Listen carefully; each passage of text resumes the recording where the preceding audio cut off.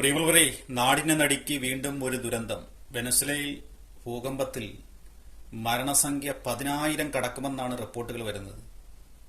രാവിലെ അത് 1000 ആണെന്നുള്ള റിപ്പോർട്ടുകൾ ഉണ്ടായിരുന്നെങ്കിൽ പോലും ഇപ്പം വരുന്ന റിപ്പോർട്ടുകൾ പ്രകാരം 10,000-ൽ പരം ആൾക്കാർ മരിക്കാൻ ചാൻസ് ഉണ്ടെന്നാണ് വരുന്നത്. ബിൽഡിങ്ങിന്റെ അടിയിലൊക്കെ ബിൽഡിംഗ് കംപ്ലീറ്റ് ഇടിഞ്ഞു പൊളിഞ്ഞ് താഴെ വീണ് കിടക്കുകയാണ്. എത്രയോ ജനങ്ങൾ അതിനടിയിലുണ്ടെന്നാണ് ന്യൂസുകളിലൊക്കെ കാണിക്കുന്നത്. സോഷ്യൽ മീഡിയ കംപ്ലീറ്റ് വരുന്ന ന്യൂസുകൾ വെച്ച് നോക്കുകയാണെങ്കിൽ ഭൂകമ്പത്തിന്റെ കാഠിന്യം വളരെ കൂടുതലാണ്. 10,000-ൽ പരം ആൾക്കാർ മരിക്കാൻ ചാൻസ് ഉണ്ടെന്നുള്ള ന്യൂസ് ആണ് മിക്കവാറും ഉള്ള ചാനലുകളിൽ കാണിക്കുന്നത്. രാവിലെ ഒരു 1,000-ൽ പരം ആൾക്കാർ മരിച്ചെന്ന് ചെറിയ ന്യൂസുകളിൽ കാണിക്കുന്നുള്ളായിരുന്നു. ഇപ്പം കാണിക്കുന്നത് 10,000-ൽ പരം ആൾക്കാർ മരിക്കാൻ ചാൻസ് ഉണ്ടെന്ന്. റോഡിലേക്ക് ആൾക്കാർ ഇറങ്ങി ഓടുകയാണ്. ബിൽഡിങ്ങിൽ നിന്ന് ഇറങ്ങി ഓടുന്ന കുറച്ച് ആൾക്കാരൊക്കെ ഓടി രക്ഷപ്പെടുന്നുണ്ട്. ബിൽഡിങ്ങൊക്കെ ഇങ്ങനെ ഇടിഞ്ഞ് പൊളിഞ്ഞങ്ങ് വീഴുകയാണ്.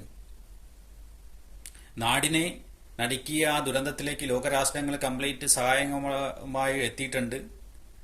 എന്നാലും അവിടുത്തെ ജനങ്ങൾക്ക് മനസ്സിന് ധൈര്യവും ബലവും നൽകട്ടെ എന്ന് ആശംസിക്കുകയാണ്. ഈ ദുരന്തത്തെയൊക്കെ അതിജീവിച്ച് വീണ്ടും ശക്തമായി തിരിച്ചു വരാൻ അവർക്ക് കഴിയട്ടെ. എന്തായിരുന്നാലും ഇന്ന് രാവിലെ ആണ് ഈ സംഭവം ഉണ്ടായത്. നാടിനെ നടുക്കിയ വൻ ദുരന്തമായി മാറിയിരിക്കുകയാണ്.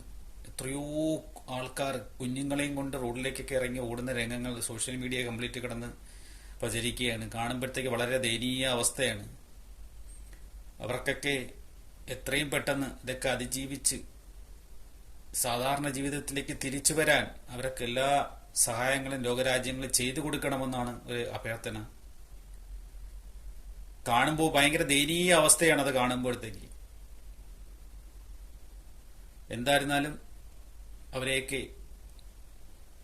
ചേർത്ത് നിർത്തണം ലോകരാജ്യങ്ങൾ എന്നാണ് ഒരു അപേക്ഷ. ഈ ദുരന്തങ്ങളൊക്കെ അതിജീവിച്ച് അവർക്ക് തിരിച്ചു വരാൻ കഴിയട്ടെ എന്ന് ആശംസിക്കുന്നു.